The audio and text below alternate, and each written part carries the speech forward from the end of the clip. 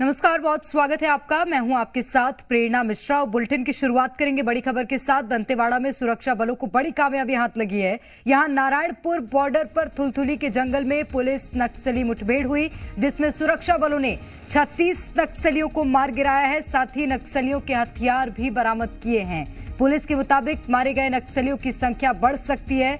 सुरक्षा बल अब तक 28 नक्सलियों के शव बरामद कर चुके हैं। सुरक्षा बलों की सफलता पर सीएम साय ने जवानों को बधाई दी है। साथ ही उन्होंने पुलिस के आला अधिकारियों की बैठक भी बुलाई है। तो ये बड़ी खबर इस वक्त आपको दंतेवाड़ा से बता रहे हैं, जहां पर नारायणपुर दंतेवाड़ा सीमा पर ये जो मुठभेड़ है ये हुई थी और यहां पर कई नक्सली मारे गए। अभी तक 28 नक्सलियों के शव बरामद किए गए हैं। अनुमान ये है कि अभी जो आंकड़ा निकलकर सामने आ रहा है, यानी कि 36 नक्सलियों के मारे जाने का जो आंकड़ा निकलकर सामने आ रहा है, ये भी बढ़ सकता है। सीएम विष्णुदेव साय ने उच्चाधिकारियों की बैठक भी बुलाई है। आज नारायणपुर और दंतेवाड़ा की सीमा में जो अबुझमाड़ क्षेत्र है, उसमें हमारे सुरक्षा बलों और माओवादियों में मुठभेड़ हुआ है और जिसमें सर्चिंग में अभी तक 28 बॉडी मिलने की जानकारी है और कई हथियार उसमें मिले हैं, AK-47 वगैरह मिले हैं।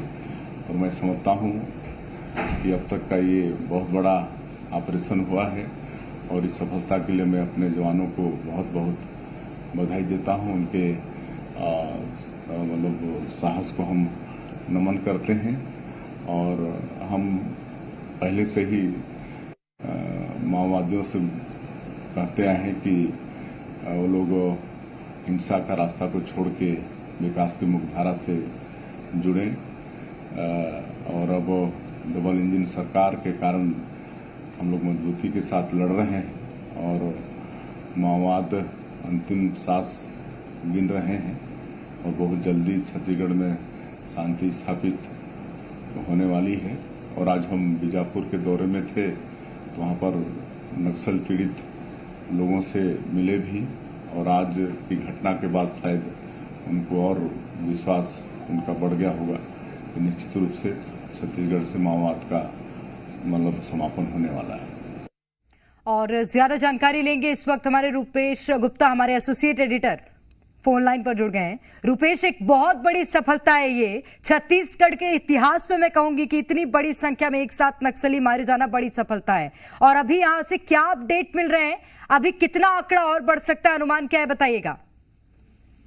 देखिए, फिलहाल जो आंकड़े हैं वो बार बार बदल करके आ रहे हैं, क्योंकि ऑपरेशन शुरू नहीं हुआ है। जो सुरक्षा बल है वो ऑपरेशन करने के बाद जो लौट रहे हैं, जो जानकारी दे रहे हैं, उसके बाद ये आंकड़े ऊपर नीचे हो रहे हैं। लेकिन ये आंकड़े सुबह एक्चुअली पता चलेंगे कितने हैं, कितनी बॉडी रिकवर की जाती है, कितनी बॉडी को नक्सली उठा करके ले जाते हैं।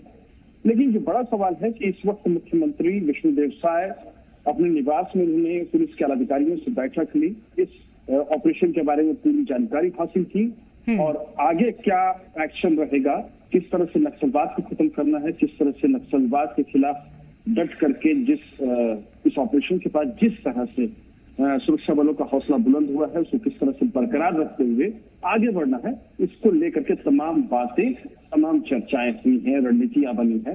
क्योंकि जब गृह मंत्री अमित शाह यहाँ पहुंचे थे तो उन्होंने साफ से कहा था कि 2026 तक नक्सलवाद को खत्म करना है और इसके लिए जरूरी कदम उठाए जाएं। और छत्तीसगढ़ में एक बड़ी सफलता मिली है।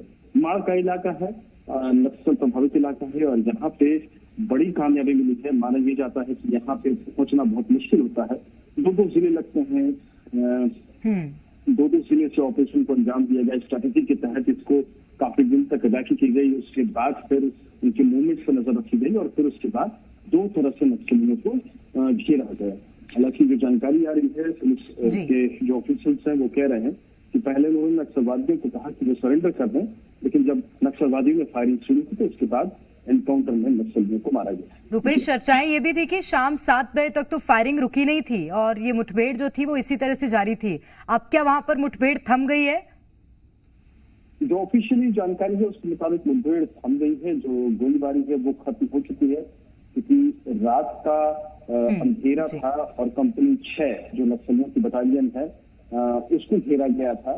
तो जाहिर तौर पे अंधेरे का फायदा उठाते हुए कुछ जो बचे होंगे वो निकल गए होंगे, क्योंकि जिस तरह से घिरे, जिस बड़ी संख्या में नक्सलियों को मारा गया है, उनसे उनके मनोबल पर भी असर पड़ा होगा। बिल्कुल। तो जाहिर तौर पे ये सारी एक्टिविटी हुई होगी, लेकिन बाहर से जो खबर आ रही है, अंदर से जो बाहर तक खबर आ रही है, वो ये आ रही है कि फिलहाल फायरिंग बंद है। निश्चित रूप से, और ये एक बहुत बड़ा प्रहार नक्सलवाद पर आज देखने मिला है। बहुत शुक्रिया रुपेश आपका तमाम जानकारी के लिए।